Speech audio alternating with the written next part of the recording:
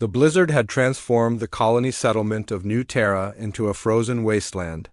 Eli pressed his face against the reinforced window of his family's hab unit, watching the swirling white chaos outside. At 13 years old, he'd seen plenty of storms on this hostile planet, but this one was different.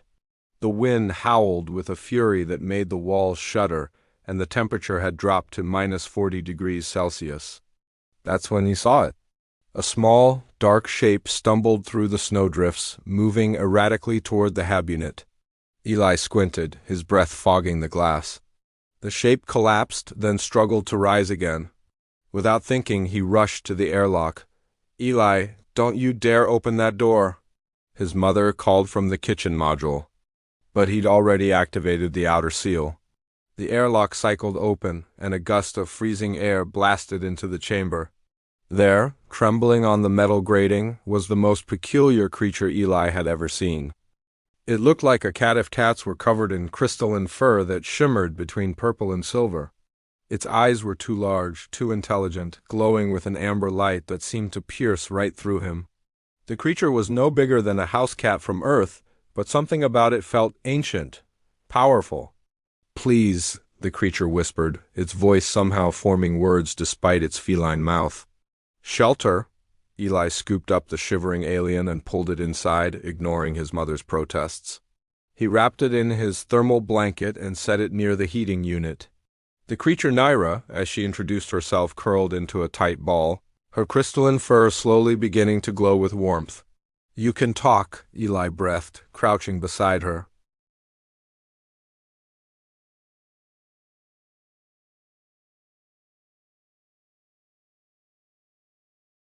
Before Eli could ask what she meant, alarms blared throughout the colony. His mother's comm device crackled to life with an emergency broadcast. Unknown vessels entering orbit. All colonists to emergency shelters immediately. This is not a drill, Eli's blood ran cold. New Terra was on the frontier of human space, barely defended. His father was off-world with the Colonial Defense Force. They were vulnerable. Naira struggled to her feet, her body still trembling. "They've found me," the Krell Dominion. "They've been hunting my people across the galaxy, and now they'll destroy your colony to get to me. Then we give you to them." Eli's mother said, her face pale with fear. "No." Eli stood between them. "We don't abandon people. That's not what humans do." Naira looked at him with those ancient eyes, and something shifted in her expression. Respect, perhaps, or recognition. "Your species is barely spacefaring. You have no weapons that can touch Krell warships. Why would you sacrifice yourselves for me?"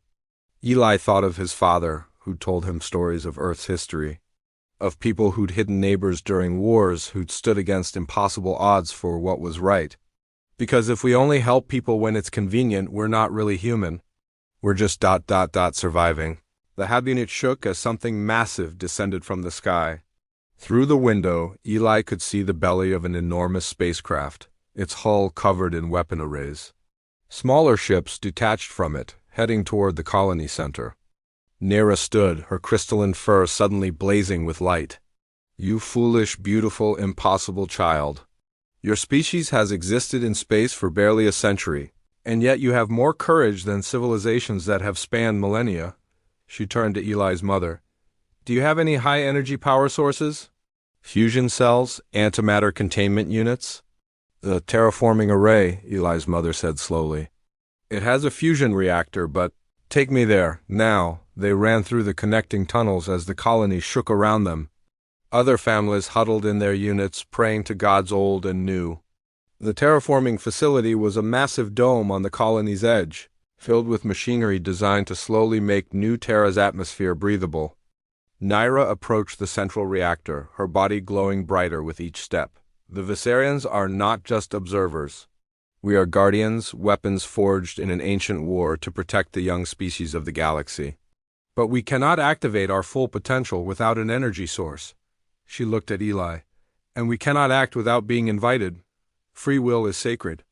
The Krell know this, which is why they hunted us to near extinction." "What are you saying?" "I'm saying that I can save your colony, but only if you ask me to. Only if a human, of their own free will, requests my protection." The facility shook as a Krell landing craft touched down outside. Through the transparent dome, Eli could see armored figures emerging, weapons raised. Eli didn't hesitate. "Naira, please, protect us. Protect our colony. We're asking for your help." The small alien cat smiled, actually smiled, and placed her paw on the reactor's core. "Then witness what humanity has earned through its compassion." Light exploded from Naira's body, pouring into the reactor and then beyond it. Her form grew, expanded, transformed into something magnificent and terrible. The crystalline fur became armor, the small body stretched into a towering figure of pure energy and will. She was no longer a cat but a guardian, a warrior of light and fury. She stepped through the dome as if it were air and faced the Krell forces. What happened next would become legend among the colonies. The day a single Viserion, empowered by human compassion and a fusion reactor, held off an entire Krell invasion fleet. By the time the Colonial Defense Force arrived 12 hours later, the Krell were gone, fleeing from a force they thought extinct. Naira had returned to her small, cat-like form, curled up in Eli's lap as emergency crews surveyed the damage. "You saved us," Eli whispered. "No," Naira purred, her voice tired but content. "You saved yourselves. Humans always do. You just needed someone to believe in you first." She looked up at him with those ancient, glowing eyes. "The galaxy has been watching your species, wondering if you're ready to join us." After today, they have their answer. Outside, the stars shone bright over New Terra, and among them, Eli knew civilizations older than human history were taking notice. Not because humanity was the strongest, or the smartest, or the most advanced, but because when a frozen alien cat begged to be let in from the cold, a human boy didn't think twice about opening the door. And sometimes that makes all the difference.